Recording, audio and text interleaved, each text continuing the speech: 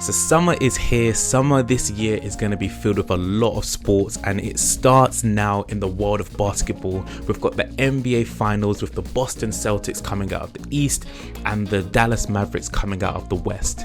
And so far in games 1 and 2, it's been not as competitive as I thought, but let's break it down. In this video, we're going to break down games 1 and 2. We're going to look at what have been the common themes in both games, what have been the tactical and the mental aspects of both games, and what do we have to look forward to in games 3 and 4 as the series moves to Dallas. So first off, we're going to start off with the Boston Celtics. So far, they've been really dominant. They've been really clicked on exactly what they want to do on the court offensively and defensively. Looking first at the tactical side of Boston, we can see defensively, they're really focused on two things: neutralizing Mavs' pick and roll, and then also giving up the wing threes to their role players. So we can see in the pick and roll, what they've decided to do is put Jason Tatum on the big man. And what that causes is now the person who is then setting the screen for Doncic or Kyrie, that person isn't as much of a lob threat, but then also the big man for Mavs is now in the paint, and that's clogging up the paint. That's also leaving Porzingis on the Boston Celtics to then roam free and get those great stops, those great blocks, and kind of stop anything coming to the paint. We can see offensively, Boston have their whole setup, same thing that they're doing throughout all of their series. They're trying to spread the court out, they're trying to penetrate, they're trying to kick out, and once they get the Mavs in rotation, they can get any shot that they want. They want a wing three, if they want an easy basket. They're really good at getting the Mavs in rotation and being patient and sacrificing a good shot for a great shot. And so far, we saw that a lot within game 1, especially within that first half where that 3-point party, everyone was joining in.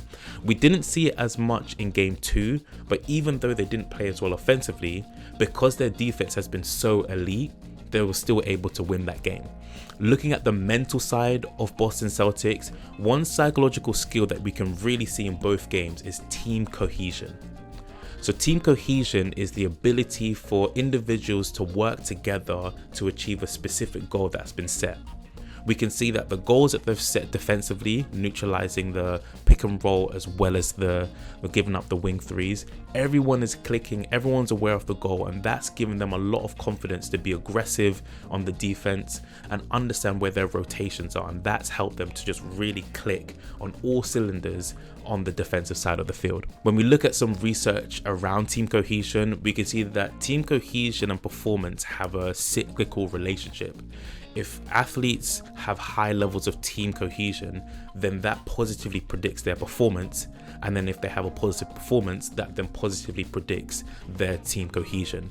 So if the team is more cohesive, everyone's aware of their role, everyone's aware of their goal, that then helps their performance. And now if they're performing well and they're seeing that these tactics are working, that's going to help them feel more cohesive and more confident on the field. Okay, let's switch now to the Dallas Mavericks. Tactically, we can see that their offense really is just centered around giving the ball to either Luka and Kyrie and hoping for the best. They put Luka and Kyrie in really good situations to make decisions, and throughout the whole Western Conference playoff series, that was working. They were doing very well with their lob threats. They were doing very well with moving the ball when they didn't get a good look, and they were making tough shots.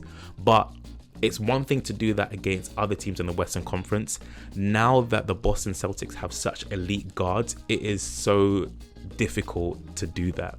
So Mavs' offensive schemes around giving Kyrie and Luka the ball and putting them in the decision-making situations, that only works if everyone else for the Mavs are actually doing their job.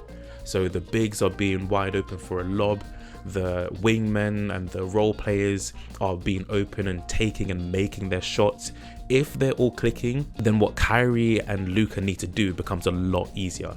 That hasn't happened as yet within games 1 and 2, but who knows what happens in game 3 and 4. If we look at the mental side of Dallas Mavericks, we can see a psychological area that has really been affecting them is pressure management. And also with pressure management, the crazy thing is Kyrie Irving throughout this whole playoff run has been amazing at managing pressure.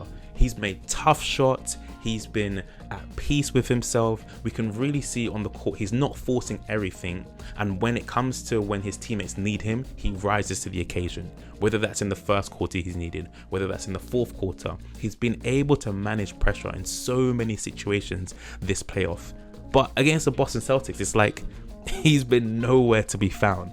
So Kyrie needs to wake up if they're going to have any chance of bringing this series back. When we look at a bit of research around crowd noise and its impact on individuals, we can see that if crowd noise is negatively impacting people, it negatively impacts their decision making, their ability to manage pressure, and their ability to perform specific techniques when they're needed.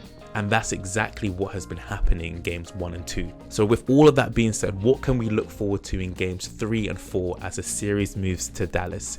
Well, first of all, with pressure management and crowd noise being a real big factor for the Dallas Mavericks in games 1 and 2, that could be reduced in games 3 and 4.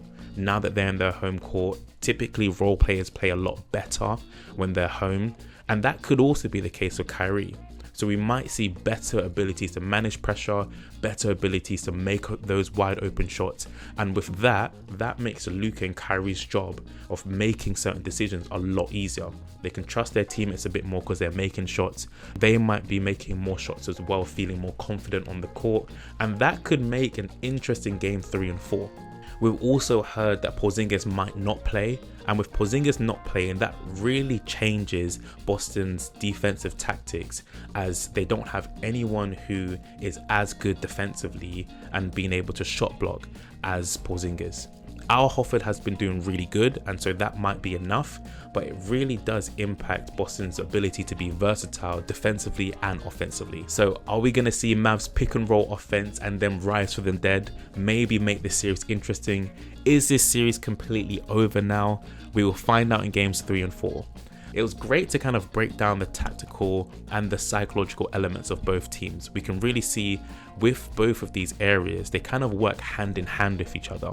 We can see the psychological element really impacting the tactical elements and really impacting overall what performance both teams are producing. So I'm looking forward to the rest of this series. Thank you for watching, and I'll see you guys in the next video.